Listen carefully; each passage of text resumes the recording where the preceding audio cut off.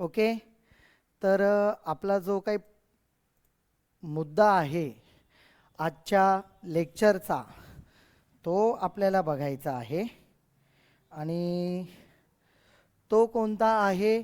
The vehicle on the bank road.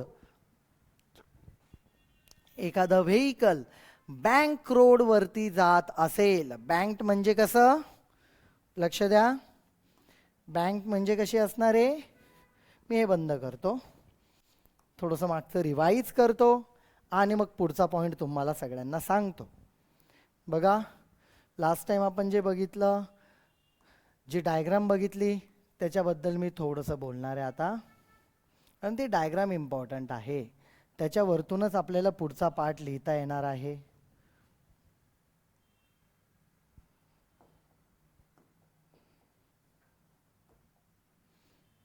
Here it is the vehicle. समजा ही vehicle आहे. Okay. या व्हेइकलला आपल्याला काय करायचं आहे? बँक रोडवरतून व्हेइकल जाणार आहे. बघा, हे त्याचे असलेले tyres with the bank road. Last time बघितलेला पॉईंट मी बोलतोय बरं का, नवीन काहीही बोलत नाही आहे, लक्षात घ्या. नंतर इथे बघितलेला अँगल, हा काय होता? Angle theta. कोणता अँगल होता सांगा बरं? Angle of banking. Angle of banking म्हणजे हे हॉरिझॉन्टल आणि रोड जो असा तिरकस आहे, म्हणजे जो असा तिरका रोड आहे, ठीक आहे, या तिरका रोडवरती गाडी अशी टर्न घेणार आहे. Vehicle on the banked road. Banked म्हणजे कसा? असा तिरकस रोड आहे. एक एज खाली आहे रोडची आणि दुसरी एज अशी वरती आहे. रोड असा तिरकस आहे, ठीक आहे, आणि याच्यावरून गाडी अशी चालली, त्याच्यावरून टर्न घेते प्लस. ओके. तर बघा, ही कंडिशन आहे. हा जो थिटा आहे that is the angle of banking. काय तो? अँगल ऑफ बँकिंग आहे. चला बरं,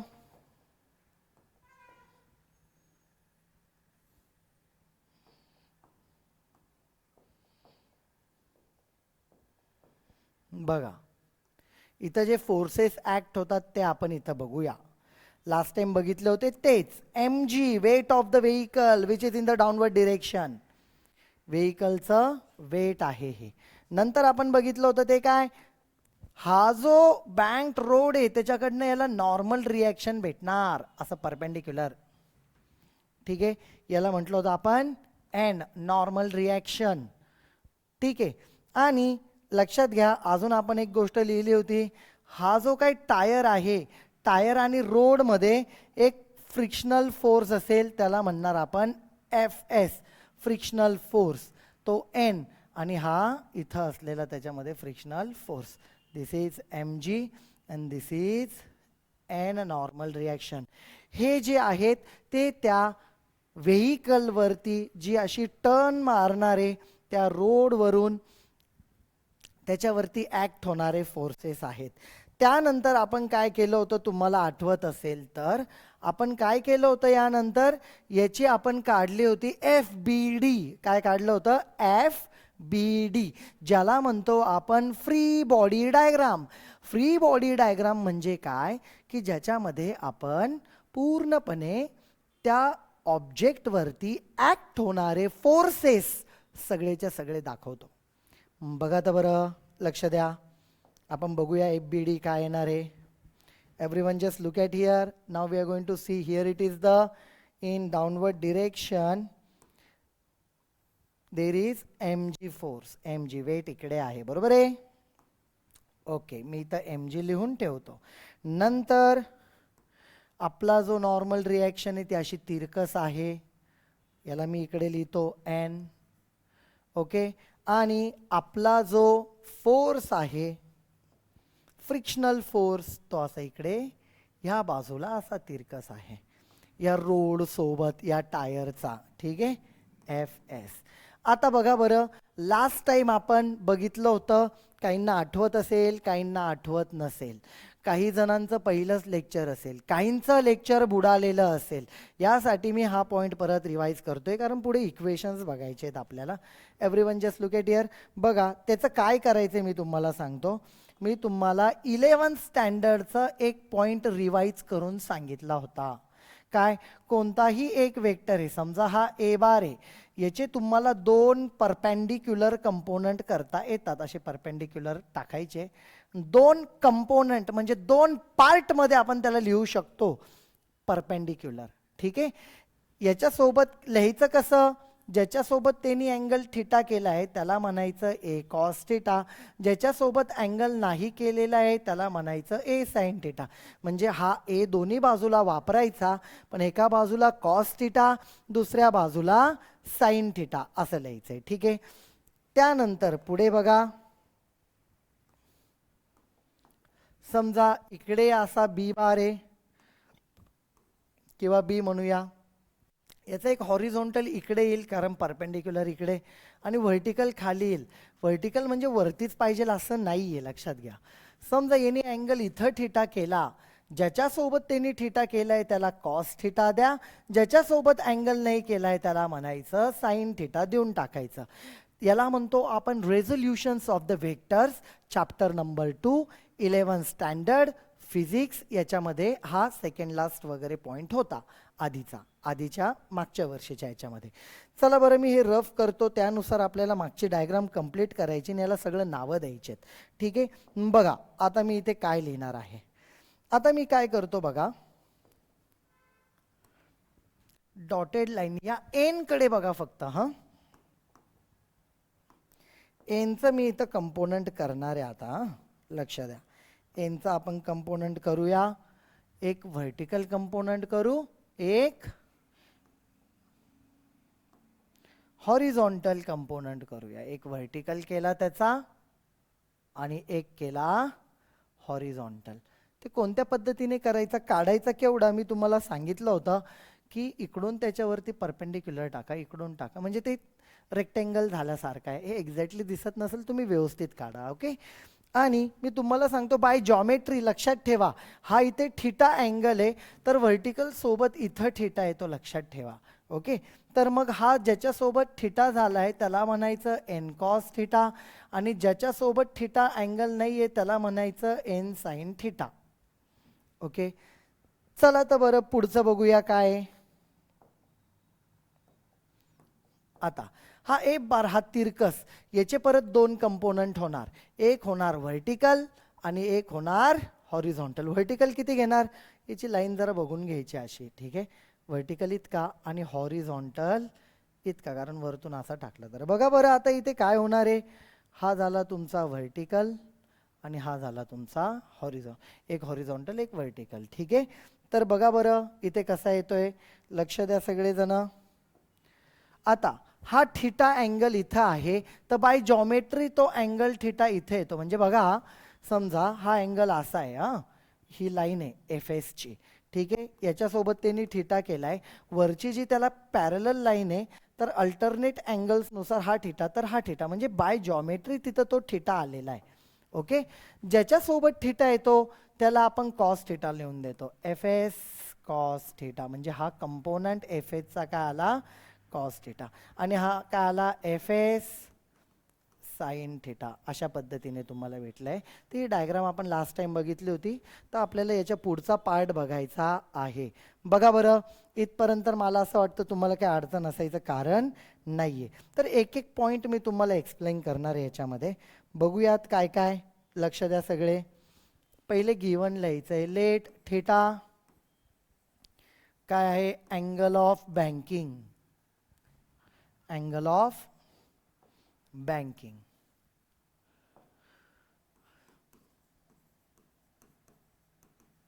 angle of banking. After that त्यानंतर एन नॉर्मल रिॲक्शन. आता आपण सांगून देऊ त्याचे जे कंपोनंट आहे, एक आहे एन कॉस थिटा, एक आहे एन साइन थिटा. मग आपण काय म्हणणार, N cos theta. Yes, N cos theta. Diagram मध्ये बघा, N cos theta vertical component of N, म्हणजे जी नॉर्मल रिॲक्शन आहे त्याचा कसा आहे, व्हर्टिकल कंपोनंट आहे, त्याचा पार्ट आहे व्हर्टिकल. ठीक आहे. मग आपण म्हणूया N cos theta vertical component of N. तसाच एन साइन थिटा जर तुम्ही डायग्राममध्ये बघितलं, एन साइन थिटा या एनचा हॉरिझॉन्टल कंपोनंट आहे. म्हणणार horizontal component of N. Okay, हा झाला एन. आता बघा त्याच्यानंतर अजून एक प्रश्न तुमच्या मनात येऊ शकतो, हा जो एम जी होता त्याचे दोन पार्ट का नाही केले? जे तिरकस फोर्स असताना एन तिरकस होता त्याचे दोन पार्ट केले. एफ एस फ्रिक्शनल फोर्स तिरकस होता त्याचे दोन पार्ट केले. जो फोर्स ऑलरेडी व्हर्टिकल किंवा हॉरिझॉन्टल असतो त्याचे दोन पार्ट करायची गरज नसते. ठीक आहे, चला आता पुढे नंतर इथे आपण लिहून टाकू एम जी काय आहे? Weight of the vehicle. व्हेइकलचं काय आहे? Weight. Weight of the vehicle. त्याच्यानंतर काय बघा, त्यानंतर आपण बघितलं नॉर्मल रिएक्शन नंतर एफ एस बघितला. एफ एस काय आहे? Frictional force. फ्रिक्शनल फोर्स कोणामध्ये? Between tyres and road. Tyres and road. Tyre आणि रोड मध्ये असलेला फ्रिक्शनल फोर्स आहे तो. ठीक आहे, ओके, चला तर बरं आता आपण पुढचा पॉईंट इथे बघूया सगळेजण. आता हे लिहिल्यानंतर एफ एस लिहिल्यानंतर एफ एसचे म्हणजे फ्रिक्शनल फोर्सचे दोन कंपोनंट ते सांगणंही गरजेचं आहे. मग ते सांगून देऊया आपण. एक आहे एफ एस कॉस थिटा, एक आहे एफ एस साइन थिटा. बघा बरं इथे कोण कोण आहे? एफ कॉस थिटा कोणता आहे? F cos theta horizontal component आहे त्याचा. ठीक आहे, आणि F sine theta vertical component आहे. मग तसं लिहूया आपण, horizontal component of F S. हा काय आहे? Vertical component of F S. ठीक आहे, हे सांगून दिलं. आता जे जे सांगायचं तेवढं सांगितलं आहे. अजून म्हणजे डायग्राममध्ये बेसिकली जे आहे ते आपण सगळं सांगितलं.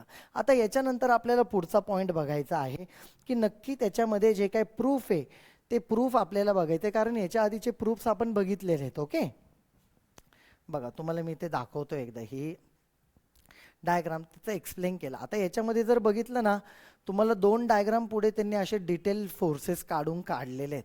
तर याची आपल्याला गरज पडत नाही, या बाबतीत तुम्ही काही काळजी करू नका. ओके, त्यानंतर आपल्याला पुढे बघायचं आहे की नक्की काय काय आणि कोणती गोष्ट आहे आणि त्याच्यावरून आपल्याला काय काय लागणार आहे, ह्या सगळ्या गोष्टी आपण सॉल्व्ह करूया. चला बरं, एक एक टर्म आपण मी तुम्हाला सांगतो. डायग्रामकडे आपल्याला जायचं आहे. डायग्रामवरून काय काय सांगितलं आहे ते आपल्याला बघायचं आहे. डायग्राममध्ये बघा, तुम्ही मला सांगा, ही जी कार आहे, हा जो पॉईंट आहे, हे बघा मी इथे पॉईंट मार्क करतो, हे कारचं त्या सेंटर असणार आहे बरं का. ह्या कारचं सेंटर असणार आहे. बुकमध्ये दाखवलेलं नाही बाळांनो, हे कारचं सेंटर असणार आहे, लक्षात घ्या. तर इथं जर बघितलं, कार जरी अशी तिरकी आहे बघा, तिरकस रोड आहे, त्या तिरकस रोडवरून अशी चाललेली टर्न घेते. ओके, ते घेत असताना कारवरती जर तुम्ही बघितलं तर डाऊनवर्ड डायरेक्शनला फोर्स आहे. कोण कोण आहे डाऊनवर्ड डायरेक्शनला फोर्स? बघा बरं का, डाऊनवर्ड डायरेक्शनला कोण कोण आहे? एम जी आहे, वेट ऑफ द व्हेइकल, आणि एफ एस साइन थिटा, हे टोटल डाऊनवर्ड फोर्स आहे. Total downward force. वरच्या डायरेक्शनला कोणता फोर्स आहे? N cos theta. वरच्या डायरेक्शनला कोण आहे? N cos theta. तर फोर्स जरी असला, खाली सुद्धा जाणारा फोर्स आहे, वर सुद्धा असणारा फोर्स आहे, पण बघायला गेलं तर गाडी कुठे खाली जाते का? नाही जात. गाडी कुठे वरती जाते का? नाही जात. याचा अर्थ total downward force is equal to total upward force. मग मी इथे लिहितो बघा, डाऊनवर्ड फोर्स टोटल आहे एफ एस साइन थिटा आणि एम जी, आणि तिकडे कोण? N cos theta. चला बरं, मी इथे लिहितो, नाव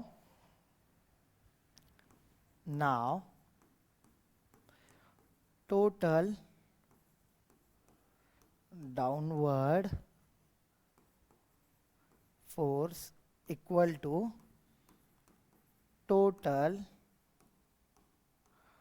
अपवर्ड फोर्स. आता टोटल डाऊनवर्ड फोर्स कोणता होता बघा बरं इथं तुम्ही, F S sine theta plus M G, आणि तो कोणता? N cos theta. बघा, F S sine theta plus M G is equal to N cos theta.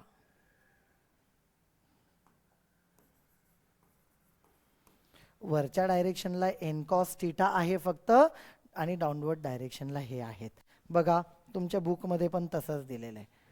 अजून याच्यानंतर बघणार आहे आपण. इथे ते बाकी लिहू नका, तुम्ही बघा बुकमध्ये जर बघितलं, तुमच्याकडे जर बुक असेल तर तुमच्या लक्षात येईल की ह्या प्रूफला त्यांनी बराच फाफट पसारा तिथं दिलेला आहे, पण त्याची आपल्याला गरज नाही, लक्षात घ्या.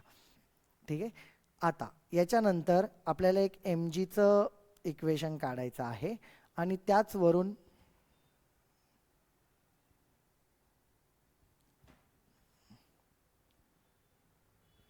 हां बघा डायरेक्टली आपल्याला ह्या पुढच्या इक्वेशन्सकडे बघायचं आहे आपल्याला.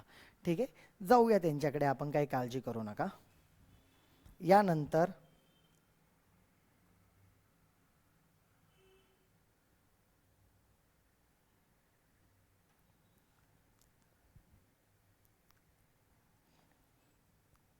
एक सेकंद, याच्यामध्ये जेवढं पाहिजे तेवढंच घेऊ, खूप क्रिटिकल आपल्याला करायचं नाही आहे प्रूफ. ठीक आहे, जेवढं पाहिजे तेवढं बघू. त्यातलं पहिलं इक्वेशन तर आलंय, दुसरं घेऊया. त्यानंतर आपल्याला तिथे व्हेलॉसिटीचं इक्वेशन लागणार आहे. या दोघांच्या टर्मने आपण जर डिवाइड केलं, म्यू तुम्हाला भेटेल मग. ओके, चला याच्यावरून एक इक्वेशन लिहितो. नेक्स्ट पेजवरती लिहूया. एका बाजूला मी एम जी ठेवतोय, एफ एस साईन थिटा तिकडं गेलं तर मायनस होईल. ठीक आहे, कारण ती टर्म इकडे पॉझिटिव्ह आहे तर तिकडं दुसऱ्या बाजूला गेल्यावर मायनस होणार. M G is equal to N cos theta minus F S sine theta. याला इक्वेशन आपण काय म्हणूया, 1 म्हणूया. M G is equal to N cos theta, हा एफ एस साइन थिटा तिकडे गेला की मायनस झाला. ओके, आता बघा तुम्हाला अजून एक सुरुवातीला आपण इथे बघितलेलं की जी गाडी आहे, जी कार आहे, ही जी कार आहे, ही कार तिरकस रोडवरून अशी गोल फिरणार आहे. ठीक आहे, अशी म्हणजे टर्न घेणार आहे. कोणतीही गोष्ट टर्न घेते किंवा एका कर्व वरतून जाते किंवा सर्कलमध्ये गेली आहे का, ठीक आहे, तर there must exist centripetal force. कोणता फोर्स असला पाहिजे, सेंट्रीपेटल फोर्स. चला तर बरं लिहूया इथे आपण मग, कारण सेंट्रीपेटल फोर्स शिवाय कोणती गोष्ट सर्कलमध्ये जाऊ शकत नाही. चला, ॲज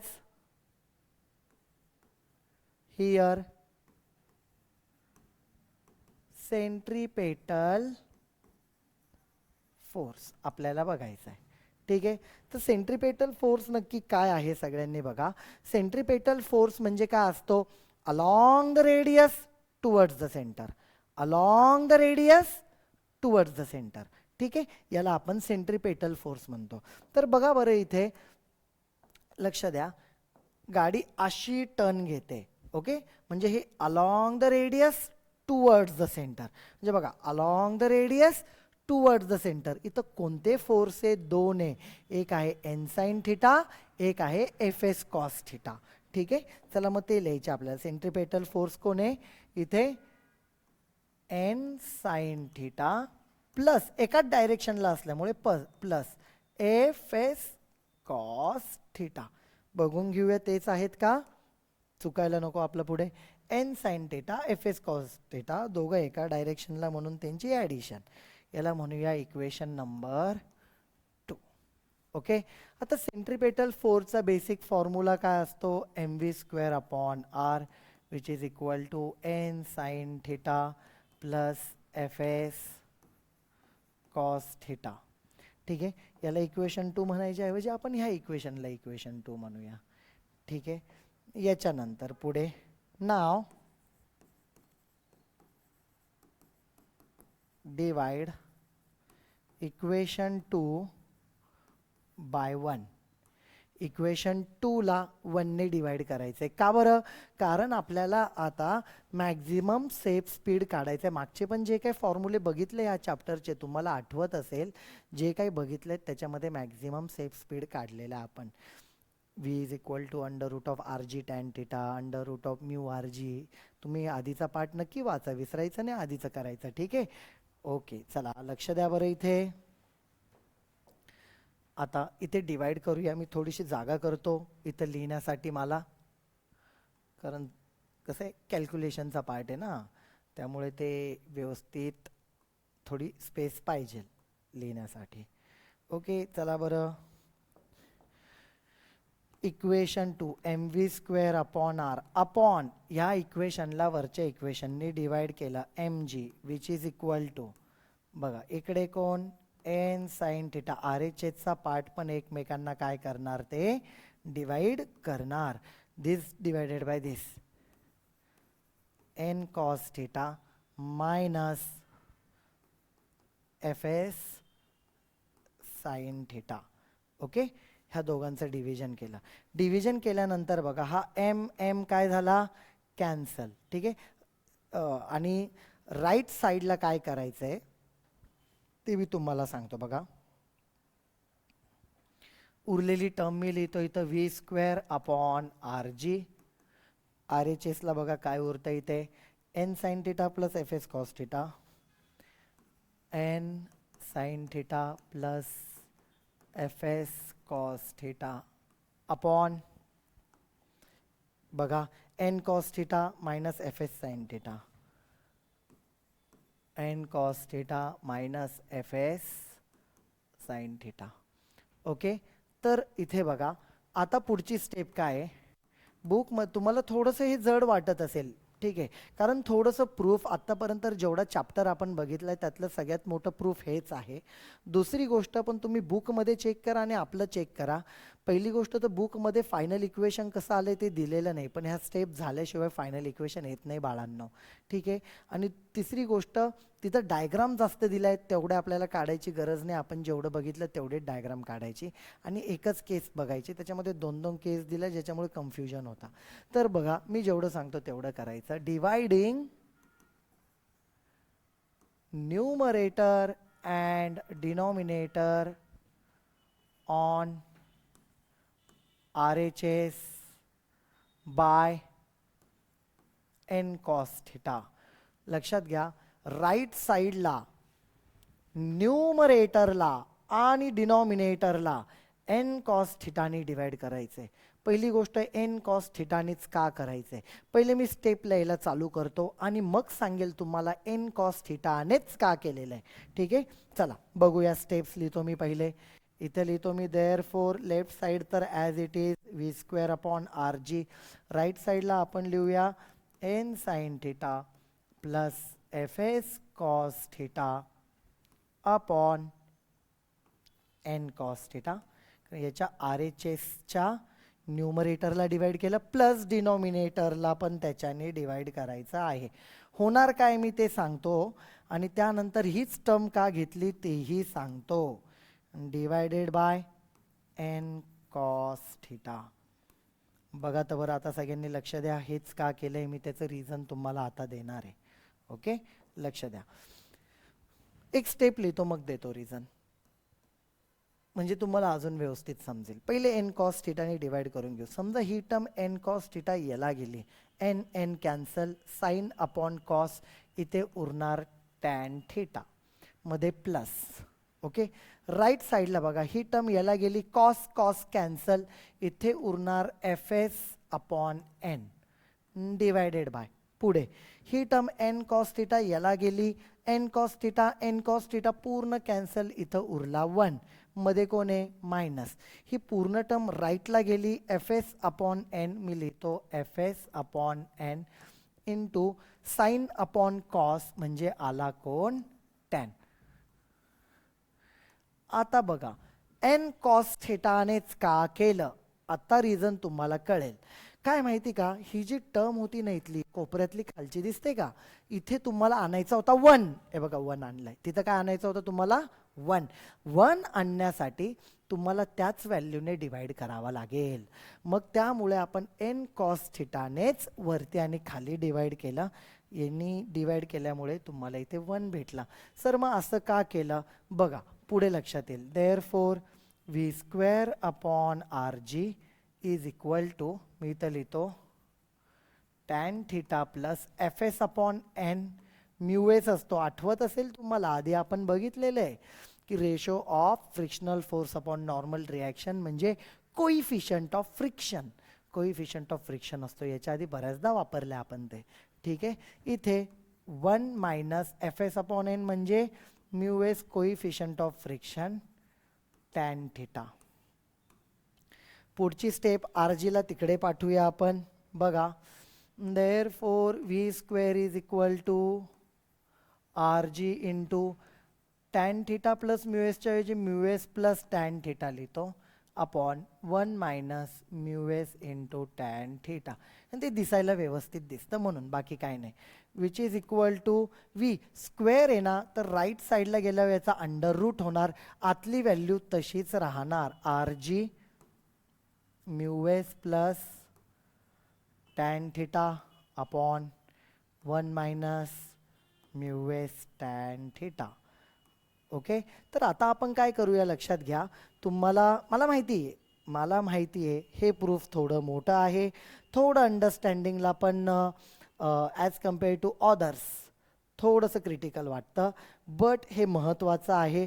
आणि जो सिलॅबस आहे तो सिलॅबस काय आहेच. याला आपण काय करू शकतो का? नाही. पण मी तुम्हाला हे परत छानपैकी एक्सप्लेन करेल. सगळ्यात आधी आपलं टार्गेट आहे की हे तुम्ही लिहून काढा पूर्णपणे, आणि हे लिहून झालं का मी तुम्हाला हे एक्सप्लेन करतो. किंवा सगळ्यात सोपं चांगली गोष्ट म्हणजे मी याच्या तुम्हाला व्हिडिओ पाठवतो सगळा रेकॉर्ड केलेला आजचा, जेणेकरून तुम्हाला ते बघितल्यावर व्यवस्थित समजून येईल, एकदम व्यवस्थित. तर सगळ्यात पहिले तुम्ही आता इथून लिहायला चालू करा विथ डायग्राम. आणि डायग्रामपासून जसं जसं एक एक गोष्ट तुम्ही लिहिणार आहे, ठीक आहे. डायग्राम लास्ट टाइम काढली होती का आपण? येस ऑर नो सांगा. ओके, मग मी नेक्स्ट पेज घेतो. आय थिंक हे लिहिलं नव्हतं आपण, बरोबर आहे. आता हे इथून पुढे लिहायला चालू करा, आणि मी टर्म्स तुम्ही लिहित असताना सुद्धा एक्सप्लेन करेल, काय काळजी करू नका. Start writing down.